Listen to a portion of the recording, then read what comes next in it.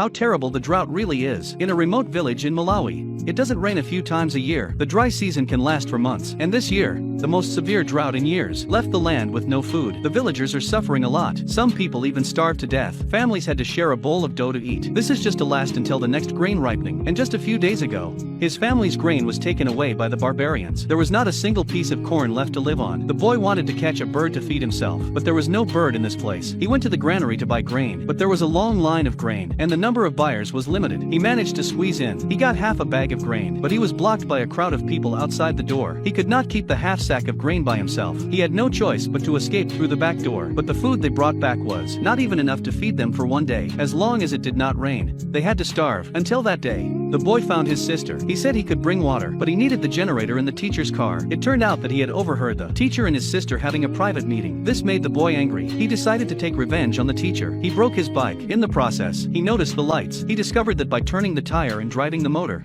could make the lights come on. This led the boy to discover a new world. His strong curiosity drove him to his teacher. The teacher told him that the device on the wheel was a DC generator. He then asked what a DC generator was. The teacher told him again how it worked, although he didn't understand. He became interested. The teacher suggested that he could go to the school library and look at it, but he had not paid the tuition fee. He had just been withdrawn from school 2 days before. He was not qualified to enter the library. He had to threaten the teacher about his sister. Finally, under his guarantee, the boy managed to get into the library. He found a book on the use of energy in the library. This gave the boy what he wanted. He will use the book's knowledge to build a wind turbine. With electricity, he can pump water to irrigate the farmland. Wind Malawi has every day. The materials were found in the junkyard, and the generator was only available on the teacher's bike. He told his sister everything. As a result, the next day, his sister, in order to ease the burden on the family, followed the teacher and left. She left a letter saying that she was missing a mouth to feed. In the room was the generator that the boy needed. There was no time to lose. He immediately found his friends and began to experiment, using an old motor as the shaft, using a wooden piece as a fan blade, then used the generator to connect the radio. When the fan blade began to turn against the wind, the moment the radio made a sound, the boy knew he had succeeded. But to pump water is not enough. He needed a bigger.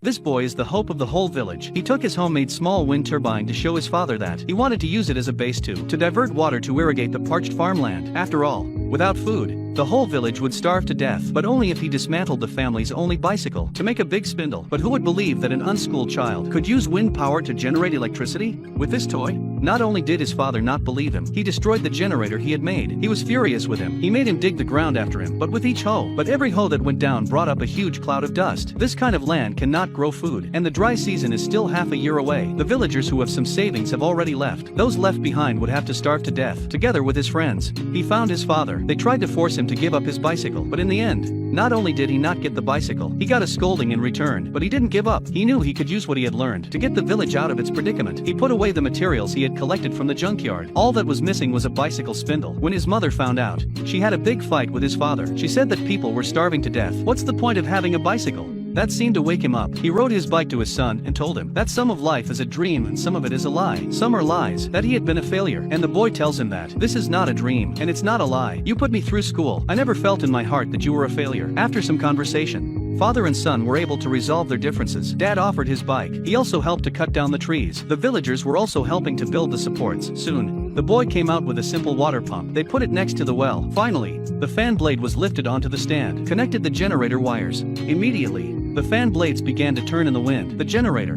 which represented the hope of the village, started to run. After a while, the pump finally started to work. The water was really pumped up. They saw the hope of life. The boy and his father hugged each other in excitement. All this is not a dream. With the water, the land will grow crops. They will survive this drought. Knowledge can really change destiny. Throughout the ages, mankind's struggle against natural disasters has never stopped. No matter how bad the conditions are, mankind has always been able to overcome them with practice. Knowledge can be used to find a silver lining in a crisis. This movie is based on a true story. The boy's name is William. His story is very inspiring. In the end, not only did he get out of the village, he also completed a degree in environmental science. He once said in an interview, Apart from school, I went to library and I read a book titled Using Energy, and I get information about windmill, and I try and I made it. the power of knowledge is not in how powerful it is, but it can change a person, a family, and even a whole nation.